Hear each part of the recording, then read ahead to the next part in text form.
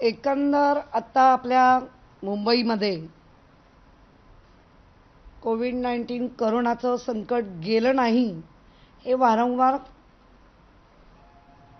आरोग्य खातं, त्याचप्रमाणे आयुक्त आणि त्याचप्रमाणे आम्ही सर्व लोकप्रतिनिधी कायम लोकांना सांगतोय की कोविड-19 करोनाचं संकट कमी झालंय नक्की, पण गेलेलं नाही. आणि त्यामुळे गेल्या आठवडाभरामध्ये ज्या काही पार्टीवरनं याच्यावरनं बाधंग, त्यानंतर काही नागरिकांच्या प्रतिक्रिया, मग यांच्यावरच कारवाई का, त्यांच्यावरच कारवाई का, आमच्यावरच का, मुळामध्ये हा कन्सेप्टच कोणाला वाचवण्यासाठी नसून, म्हणजे कारवाईच्या बडग्यापासून जीव वाचवण्यासाठी आपण ह्या सगळ्या गोष्टी करते. नाहीतर याच्या आधी असं कधी आपण करत होतो का, हा एक मोठा प्रश्न. आज मुंबईला, महाराष्ट्राला, देशात नव्हे तर जगात आयडियल कोविड-19 करोनाचं काम करणारी सरकार किंवा मुंबई महानगरपालिका हे मानतंय. अगदी कोर्टाने सुद्धा त्याबाबत कौतुक केलं. याच्यानंतर जे काही वादंग, म्हणजे एकही संधी भारतीय जनता पार्टीचे आशिष शेलारपासून सगळे एकही संधी, म्हणजे सतत आणि सतत खोटं बोल पण रेटून बोल, एकदा नाही दोनदा नाही 10दा खोटं बोलायचं आणि लोकांना ते कसं खरं आहे हे दाखवण्याचा प्रयत्न आहे. मागच्या वेळेला ज्या पार्टीमध्ये करीना कपूर, नंतर अमृता अरोरा या पॉझिटिव्ह आल्या, सिनेस्टार करण जोहरच्या पार्टीमध्ये त्या पॉझिटिव्ह आल्या. अर्थात त्याचा संपूर्ण महानगरपालिकेनी ज्या ज्या पद्धतीने ते पाहिलं पाहिजे, हे महानगरपालिकेने पाहिलंय. त्यांच्या सगळ्या डिटेल्स घेतल्या, त्यांच्या असलेल्या टेस्टिंग केल्या, त्यानंतर त्यांना होम क्वारंटाईन केलं. पण कुठेतरी एक सुई लावायची आणि बाजूला व्हायचा, हा जो काही एक नवीन फंडा भारतीय जनता पार्टीच्या आशिष शेलार जे सातत्याने खोटे आरोप करायचे, निराधार आरोप करायचे आणि प्रत्येक पदाधिकाऱ्याला, मंत्री महोदयाला, आघाडीच्या सरकारमधल्या असलेल्या मंत्री महोदयांना बदनाम करत राहायचं. दररोज बघाल तर 4-4 त्यांच्या पत्रकार परिषद होत असतात. बरं, पत्रकार परिषदमध्ये काय सांगितलं, आपण कसं कामाचं बोलतोय. पत्रकार परिषद घेतली तर आम्ही कोस्टल एवढा पूर्ण केला, आम्ही हे पूर्ण केलं, आम्ही ते पूर्ण केलं, आम्ही हे करतोय, आम्ही लोकांना त्याचा अवेअरनेस देतोय. ह्यांच्या पत्रकार परिषद काय तर इतका घोटाळा झाला, इतका, ठीक आहे ना, तुम्ही दाखवा ना, चॅलेंज आहे. नुसतं बोलू नका, घोटाळे सिद्ध करा. नुसतं बोलून लोकांना गुमराह करू नका. ज्या करण जोहरच्या पार्टीचा उल्लेख केला, आशिष शेलारांनी, आशिष मामानी, त्यांना म्हणावं तुम्हीच म्हटलंय ना. मला तुमच्या मीडियावाल्यांचं पण जरा एक आश्चर्य, नाव विचारा ना त्यांना, का लोकांना गुमराह करून सोडतायत. एक कोणतरी मंत्री महोदय, अरे कोण, दाखव, बोला. हेच शिकवलं, खोटं बोला आणि रेटून बोला. जर आपल्याला निश्चित राजकीय सत्ता सगळ्यांनाच हवी असते, तुम्हाला तर हवीच आहे, हवी असं झालंय. त्यामुळे तुम्ही कसेही हवी होत आहे. माझा आज चॅलेंज आहे आणि माझा एक मुंबईची प्रथम नागरिक, माझ्यावर तर तुम्ही शिंतोडे उडवलेच. अर्थात ते आता मी बघेनच. मी नुसती बघेन ना, तर महिला आघाडी, महिला वर्ग, पक्ष, आघाडी सरकार म्हणून आम्ही बघूच. तुमच्या घाणेरड्या पत्रव्यवहारांनी, तुमच्या घाणेरड्या आरोपांनी खचून जाणारी किशोरी पेडणेकर नाही. आता शिवसेनेच्या रणरागिणी आहोत आम्ही. पण आता चॅलेंज आहे, तुम्ही जी एक पुढी सोडली आहे, मला मीडियाला पण सांगायचं आहे, अशा पद्धतीने नाही. त्यांना विचारा नक्की कोण आणि त्याचे पुरावे द्या. नक्की कोण कोण होता मंत्री महोदय, त्या पार्टीत कोण, याचा तुम्ही आता उलगडा करावाच लागेल. न पेक्षा मीडिया आणि जनतेची माफी मागा. दरवेळेला जनतेला गुमराह करण्याची सुपारी घेतली का? कारण ज्या पद्धतीने घडल्यानंतर मी स्वतः आयुक्तांशी बोलले, मुख्यमंत्र्यांशी बोलले की बरोबर आहे, आम्हालाही वाटलं की सिरियस बाब आहे, निष्काळजीपणा करून चालणार नाही. ज्या पद्धतीने आपल्याला कोविड-19 करोनाला सामोरं जावं लागलं, डेल्टाला सामोरं जावं लागलं, आता ओमायक्रॉन, ह्या सगळ्याला सामोरं जात असताना सामान्य नागरिकापासून ते अगदी उच्चभ्रू नागरिकांपर्यंत कोणी बाधित होऊ नये याच्यासाठी गव्हर्नमेंट स्वतः केंद्र आपले सर्वांचे लाडके पंतप्रधान नरेंद्र मोदीजी याबाबत कायम सतर्क सगळ्या राज्यांना करत असतात. मग मला आश्चर्य वाटतं, ह्या हिंदुस्थानामध्ये महाराष्ट्र एका पटलावर आहे, कर्नाटक सुद्धा ह्या हिंदुस्थानच्या पटलावर आहे. मग प्रत्येकाला वेगवेगळे न्याय का देत आहे? आणि माझा सवाल आहे आशिष शेलारांना, तुम्हीच म्हटलंय ना की कोणीतरी मंत्री महोदय त्या ह्याच्यामध्ये उपस्थित होते. आता ते सिद्ध करा, ते दाखवा कोण उपस्थित होते. कारण या सगळ्याचा ज्या वेळेला कळल्यानंतर तुम्ही बेछूट आरोप करत सुटायचे आणि बेछूट आरोपांवर सतत लोकांना तुम्ही गुमराह करण्याचं जे काही विडा उचललाय, तर मुंबईकर म्हणा किंवा महाराष्ट्रातली जनता ही यांना कळलंय, तुमच्या कामाची पद्धत कळली, तुम्ही काय करताय ते कळलं. त्यामुळे मला आपल्या माध्यमातून आशिष शेलारांना सांगायचं आहे, आमदार झालात, मंत्री महोदय झालात, पण जीव मात्र अजूनही महापालिकेत घुटमळतोय. तो कशासाठी? आणि जर तुमचा घुटमळतो पण आहे जीव, तर त्या जीवाला आता मोकळं करा, म्हणून ते सिद्ध करा. उगाचच आरोप सतत आणि सतत करत राहाल, लोकशाहीने अधिकार दिला म्हणून कसाही वापर कराल. परमपूज्य डॉक्टर बाबासाहेब आंबेडकरांच्या संविधानाने, त्याचप्रमाणे आपल्याला कायद्याच्या अधिकाराने, लोकशाहीने दिलेला अधिकार, त्याची असा अपमान करू नका. आहे तुमच्याकडे, आम्हाला दाखवा, निश्चित आम्हालाही कळेल.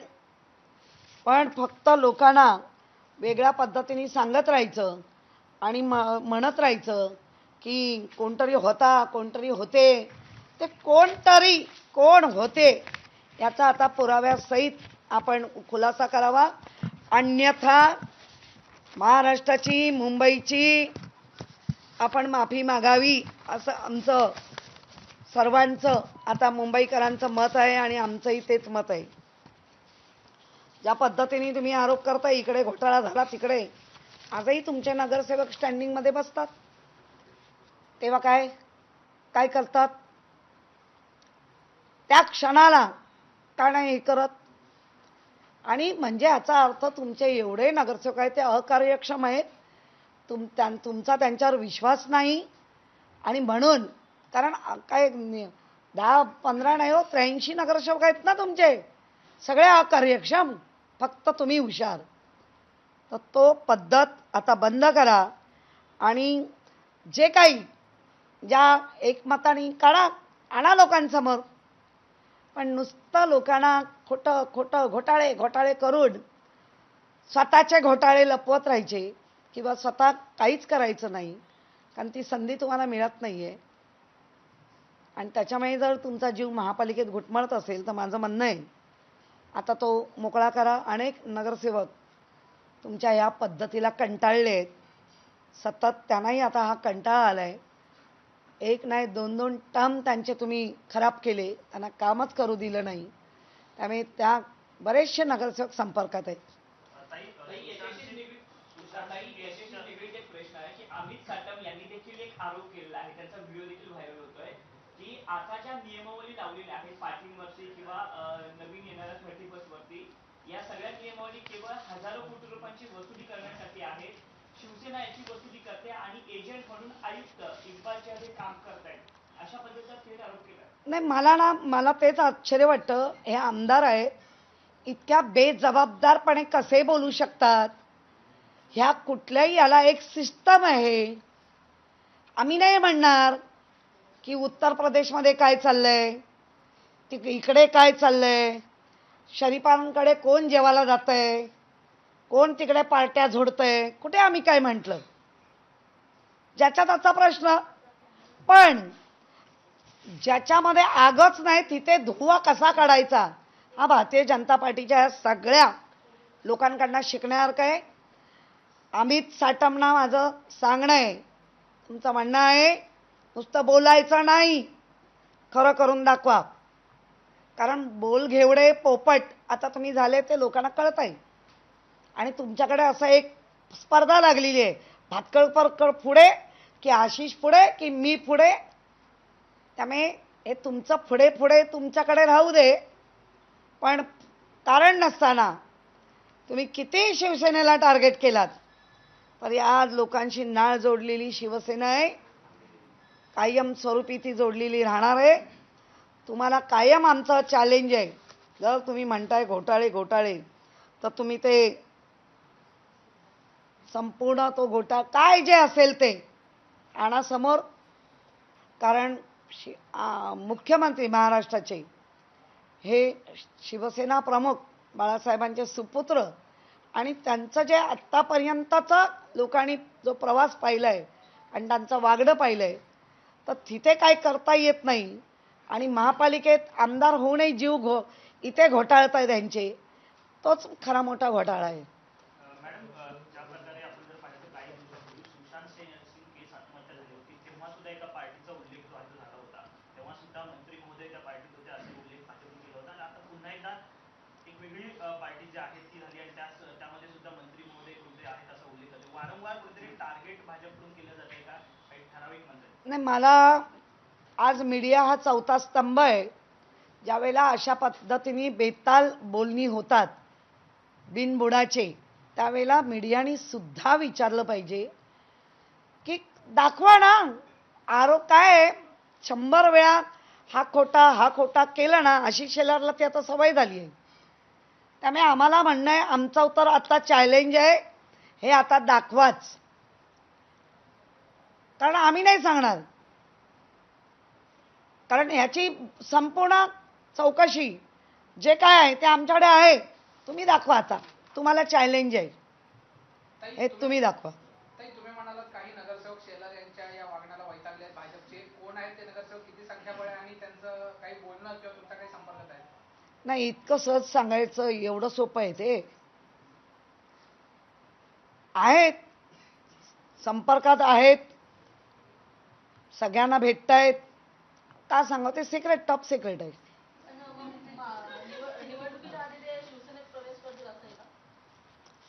त्या वेळेला ते दिसेल. फक्त माझं एवढंच म्हणणं आहे, आशिष शेलारांना सुशांत राजपूतच्या वेळेला जे बोललात, तोंडावर पडलात, आत्ताही बोलताय, आता तर सिद्ध करा. हा आमचा चॅलेंज आहे तुम्हाला. कोण मंत्री महोदय होता तो पुराव्यानिशी द्या, नापेक्षा माफी मागा महाराष्ट्राची, मुंबईच्या आणि या मीडियाची. कारण मीडियावर यायचं, नुसत्या पत्रकार परिषद घेत बसायचं आणि काय असेल जशी पिगदाणी घेऊन थुतू करत बसत, तसं शिवसेनेवर थुतू करत बसायचं. एवढंच त्यांना काम धंदा राहिला आहे.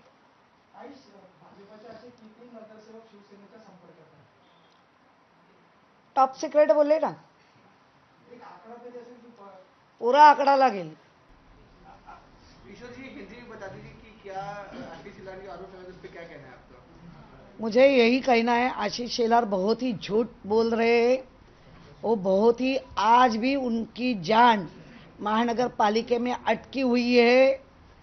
आज भी उनको लगता है आमदार बन के वो खुद को ही मनोमन मन में बोलते होंगे कि पछतावा हो रहा है, क्योंकि उनका असभ्य वर्तन अभी अभी आगे आने लगा है।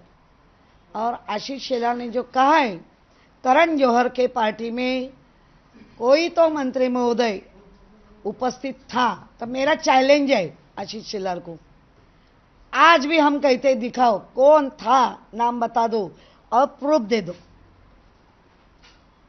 लोगों में गुमराह करने की सुपारी ली है, लोगों के मन में बार बार झूठ, एक झूठ 100 बार बोला जाता है तो उसको सच में हो जाता है, ऐसा उनका कहने का मतलब है। मुझे लगता है ये गलत है, बहुत ही गलत कर रहे हैं। मुंबईकर, महाराष्ट्र की जनता ये सब देख रही है, उनको पता चल रहा है कि इनकी किसमें जान लटकी हुई है, अटकी हुई है।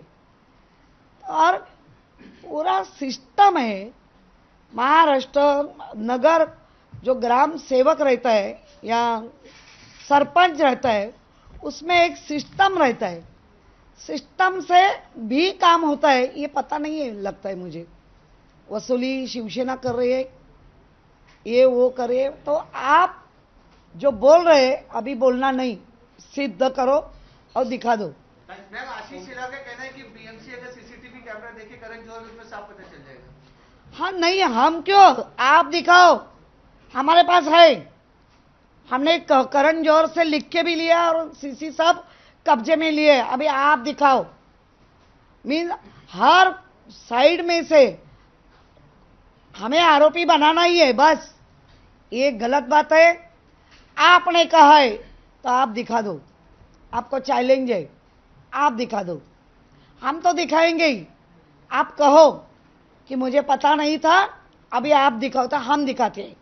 लेकिन ये बात बार बार झूठ बोल के बार बार लोगों के मन में आघाड़ी सरकार, शिवसेना टारगेट करना, वो तो करते आए ही है।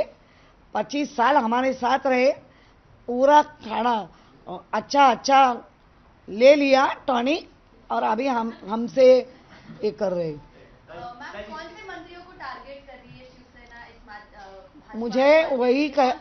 मुझे यही उनसे पूछना है कि आपने आघाड़ी सरकार का कोई मंत्री महोदय, तो आपने बोल तो दिया है, अभी सिद्ध करो, हमें दिखा दो, क्योंकि हमारे पास तो हमने महापालिका ने पूरा काम किया है, वो सब रिकॉर्ड लेना, ये बाकी करना, अभी आप दिखा दो।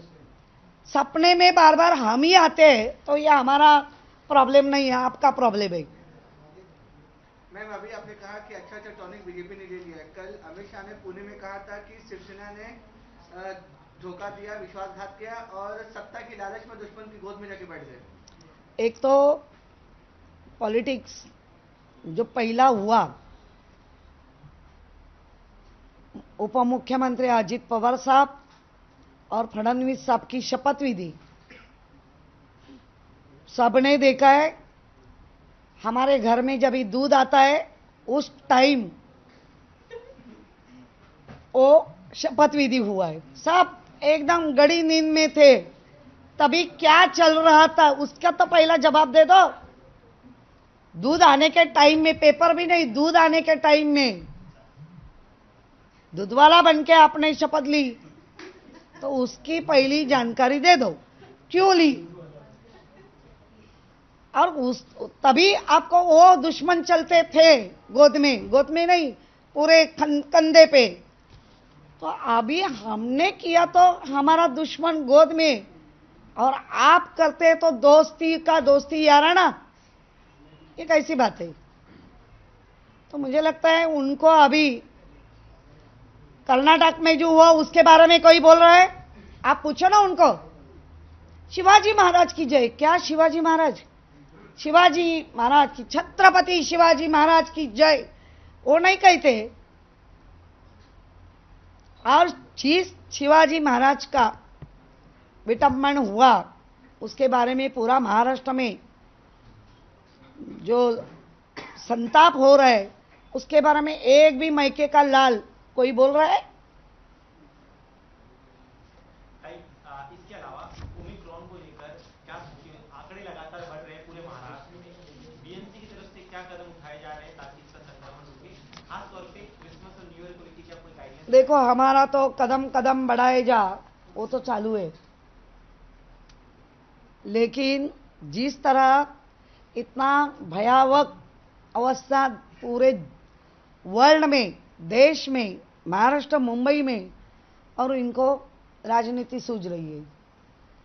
आज भी हम कहते हैं कि कोई भी पार्टी हो, जिस तरह महानगर पालिके हमारी ये दी है आपको उसकी जानकारी, तो बंदिस्त करना है। समझो ये हॉल में ओनली 50 लोग रह सकते, तो 25 लोगों ने ही इधर आना है। वैसे एक एसओपी बना दी है, 50% के, और 100 का है तो 50% लोग उपस्थित होना चाहिए, उन्होंने मास्क लगाना चाहिए, उन्होंने सैनिटाइजर होना चाहिए, उन्होंने थोड़ा तो सोशल डिस्टेंसिंग रखना चाहिए। ये सब महानगर पालिका अभी कर रही है, तो उसके बारे में भी मीन्स लोग मरे हमें कुछ फर्क नहीं गिरता है। ऐसी भाजपा की रणनीति अभी होते हुई दिख रही है। अभी आने वाला नाताल है, क्रिसमस है, वो लोग तो बहुत ही समंजस लोग हैं, वो नियमों का पालन पक्का करेंगे, लेकिन उनको उकसाने वाले जो लोग हैं उन्होंने समझना चाहिए जाने जा सकती है, जान बचाना ये ज़्यादा महत्वपूर्ण काम है, और वो काम नहीं होता है तो मुझे लगता है ओ माइक्रॉन, उसके बाद में ऐसा कहना होगा, अरे ओ माय गॉड क्या हुआ। मैडम, जो करण जौहर की पार्टी में 4 हीरोइन पॉजिटिव आई थी, उनका सैंपल भेजा गया था जीनोम सीक्वेंसिंग के लिए, क्या रिपोर्ट आई है? क्या ओमिक्रॉन वेरिएंट है या नहीं? नहीं, अभी आपको भी पता है जीनोम सीक्वेंसिंग का जो रिपोर्ट है, और ये आज या कल आने का चांसेस है, क्योंकि उनको ये होने के बाद आगे भेज सकते वगैरह। लेकिन मुंबई महानगर पालिका ने पूरी एसओपी उसमें फॉलो की है। जिसके घर में ये पॉजिटिव आने के बाद उनके घर के सबके लोगों की टेस्ट हुई है, उनकी नेगेटिव भी आई है, ये सबको पता है। एक सवाल बच्चों को लेकर है, जिस तरीके से स्कूल चालू किया बीते दिन, मुंबई के आसपास के इलाकों, अगर मैं नवी मुंबई की बात करूं तो बच्चे पॉजिटिव पाए गए, तो क्या एहतियातन तौर पे स्कूल से बंद करने का विचार किया जा रहा है क्या? नहीं, अभी तो स्कूल बंद करने का कुछ विचार नहीं है। जैसी एसओपी पहला स्कूल खोलने के बाद 9 और 10 वही एसओपी है। पालक चाहते हैं उनको स्कूल में भेजना है तो भेज सकते हैं। ऑनलाइन ये तो रहेगा, एजुकेशन चालू, और हर एक ने, इसीलिए तो बार बार पंतप्रधान सम्माननीय नरेंद्र मोदी जी हर राज्य को अलर्ट कर रहे हैं। हर राज्य से, हर राज्य के मुख्यमंत्री के साथ वो बात कर रहे हैं। तो ये राज्य में रहने वाले लोगों को क्या हो रहा है, क्यों नहीं लोगों की जान बचाने के लिए हम आगे आ सकते, नहीं बचा रहे उनको कैसे पीछे लेके जा सकते, ये प्रयास कर रहे हैं। मैम, मुंबई पुलिस ने मुंबई में धारा 144 लगा के रखी हुई है, तो क्या 25 क्रिसमस पार्टी और न्यू ईयर पार्टी पे आप रोक लगाएंगे? नहीं, अभी मुंबई पुलिस ने लगाई है, इसका मतलब है ओमाइक्रॉन है, आज भी कोविड-19 कोरोना का संकट ज़्यादा बढ़ने का चांसेस दिख रहा है, तो उसको लेके जो पैंडेमिक एक्ट को देखते हुए उन्होंने 144 जो लगाए, तो उनका काम उनके करने दो। पब्लिक तो बहुत ही अच्छी है, जो नागरिक है मुंबई के वो तो बहुत ही अच्छे लोग हैं, वो खुद चाहते भी है, लेकिन उकसाने वाले लोग हैं उनकी जान लेना चाहते हैं। मैम, क्या पार्टी को रोक लगाएंगे आप? मैम, क्यों पार्टी होती है? नहीं, रोक लगाने का सवाल ही नहीं है। महानगर पालिका ने एसओपी बता दी है, जिस हॉल की 100 लोगों की क्षमता है तो उसके हॉल में 50% लोग होना चाहिए। ज़्यादा है और गिनती हो जाती है तो जिसका हॉल है या जिसका वो कुछ मॉल है या जो भी है उन ऑर्गेनाइजर के ऊपर कार्रवाई होगी। मैम अपने एसओपी गाइडलाइंस की बात की, आपने कहा कि कार्रवाई करेंगे जो नॉर्म्स को फ्रॉन्ट कर रहे हैं, पर अभी कुछ दिनों की बात है कि दहिसर में कुछ शिवसैनिक इकट्ठा हुए थे जहां उन्होंने सेम जो रूल्स एंड रेगुलेशन है उनकी धज्जे उड़ाए थे, क्या उनके ऊपर भी ऐसी कुछ कार्रवाई देखने नहीं, मेरा तो कहना है सबके ऊपर होना चाहिए। ऐसा पक्ष भी मेरा भी होगा तो भी सबने ये गाइडलाइन फॉलो करनी चाहिए और नहीं होती है तो उनके ऊपर भी होना चाहिए, क्योंकि हमारा त्रिसूत्री कार्यक्रम तो करना ही है। अभी अनलॉक में है, आगे आगे तो बढ़ना ही है, लेकिन अनलॉक में है करके without mask, without sanitizer, without भीड़ ज़्यादा, तो कार्रवाई तो होगी और करनी चाहिए। मराठी गुन्ह्यामध्ये बोलताना एकूण शिवसेनेवरती जे त्याने हे केलं होतं तर त्याच्यावर तुम्ही काय बोलता? नाही, मी काही नाही बोलणार, कारण खूप केंद्रातले गृहमंत्री आहेत ते, आणि गृहमंत्र्यांना अनेक बरीच मोठी मोठी कामं असतात। मग याचा अर्थ अमित शहा सारखे एवढे मोठे सन्माननीय येतात त्यावेळेला मला वाटतं जे काही लोकल आहेत त्यांच्यावर त्यांचा विश्वास नाही आहे, त्यांना असं वाटतं की आम्हीच लुभवायला गेलं पाहिजे, याचा अर्थ त्यांची कामं नाही आहेत। त्यामुळे त्यांना काय म्हणायचं ते म्हणत राहू दे, कारण प्रत्येकाला त्या म्हणण्यावर फक्त ते खरं बोला एवढंच आमचं म्हणणं आहे। खरं बोला, खोटं बोलून लोकांना लुभवू नका। आता ते दिवस संपत चाललेत।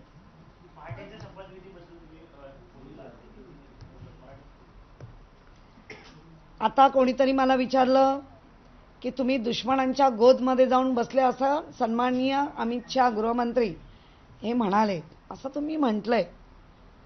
तर माझं म्हणणं आहे दूध येण्याच्या वेळेला जी शपथविधी झाली त्याचा अर्थ काय तो पहिला सांगावा ना। तेव्हा ते काय होते, मित्र होते की दुश्मन होते? मग त्यांच्या गोदीत नव्हते तर काय खांद्यावर होते? त्याचं पण उत्तर द्यावं। म्हणजे कोणी सन्माननीय असलं म्हणून तुम्ही मोठे आहात म्हणून काही बोलाल तर चालणार नाही। त्याच्यामुळे त्या शपथविधीचा पहिला खुलासा करा, ती शपथविधी का झाली, दूध येण्याच्या वेळेला का झाली। म्हणजे ज्याला आपण म्हणतो रात्रही नाही पहाटही नाही, त्या मधल्या ह्याच्या संधी, जशी संध्याकाळची एक संधी असते तशी ती संधी तुम्ही घेतली का? त्या संधीचा पहिला उत्तर द्या, जनतेला द्या, आम्हाला नाही। जनता पण विचारते की ती शपथविधी का घेतली। मग उपमुख्यमंत्री सन्माननीय अजित पवार साहेब आजही आहेत, आजही ते आमच्याबरोबर आले ते दुश्मन झाले, जेव्हा तुमच्याबरोबर जात होते त्या खांद्यावर घेऊन नाचत होते काय?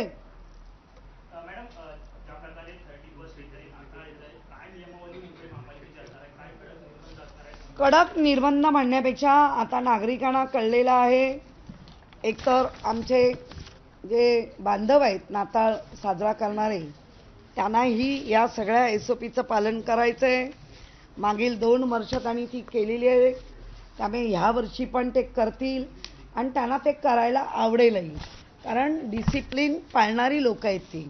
त्यामुळे त्यांचा नक्कीच ते लोक या महानगरपालिकेने दिलेली SOP काय दिलंय, गर्दी टाळा, कोविड प्रतिबंधक नियम पाळा आणि ज्या पद्धतीने सण आहे ते साजरे करा। मग त्याच्यामध्ये उकसवणारी काही पक्ष ते लोकांचा जीव घेऊ बघतायत का, आणि हे लोकांना आता कळलेलं आहे। ABP माझा, उघडा डोळे बघा नीट।